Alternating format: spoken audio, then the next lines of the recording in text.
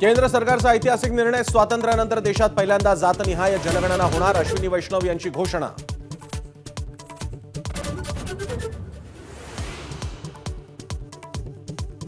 काँग्रेसकडून नेहमीच जातनिहाय जनगणनेला विरोध. काँग्रेस आणि त्यांच्या मित्रपक्षांनी जातनिहाय जनगणनेचा राजकीय मुद्द्यासाठी वापर केला. केंद्रीय मंत्री अश्विनी वैष्णव यांची टीका.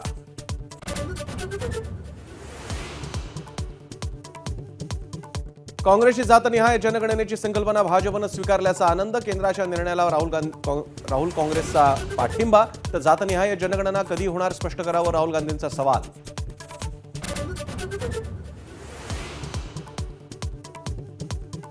एनआयएचं पथक पुन्हा एकदा बैसरनमध्ये प्रत्यक्षदर्शींच्या जबाबाच्या आधारे करणार 3D मॅपिंग. घटनेवेळी उपस्थित 400 जणांच्या संपर्कात एनआयएचं पथक.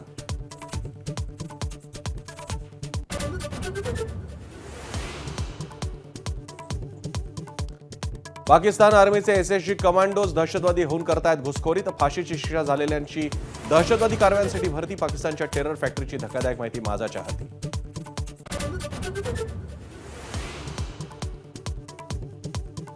एलओसीवर भारताच्या राफेलच्या घिरट्या सुरू झाल्याच्या पाकिस्तानी मीडियाचा दावा. पाकिस्तानची उडाली झोप.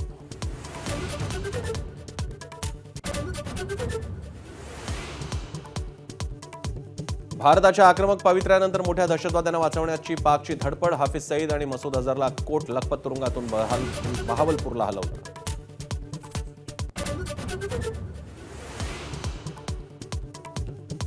मृत्यू झाल्याचा अभिनय केल्यानं दहशतवादी हल्ल्यातून बचावलो. पुण्यातील 4 कुटुंबांनी सांगितली बैसरन खोऱ्यातली कहाणी. दहशतवाद्यांशी नकळत संवाद साधल्याचाही दावा.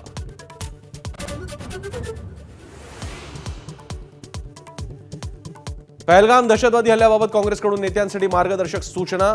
सार्वजनिक कार्यक्रमात शिस्त बाळगण्याचे पदाधिकाऱ्यांना निर्देश.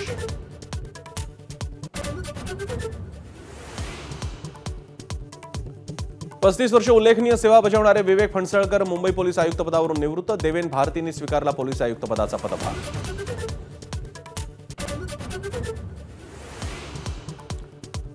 मराठा आंदोलक मनोज जरांग यांची मोठी घोषणा. आरक्षणासह इतर मागण्यांसाठी 29 ऑगस्टला मुंबईत धडक देणार. आमरण उपोषण करणार.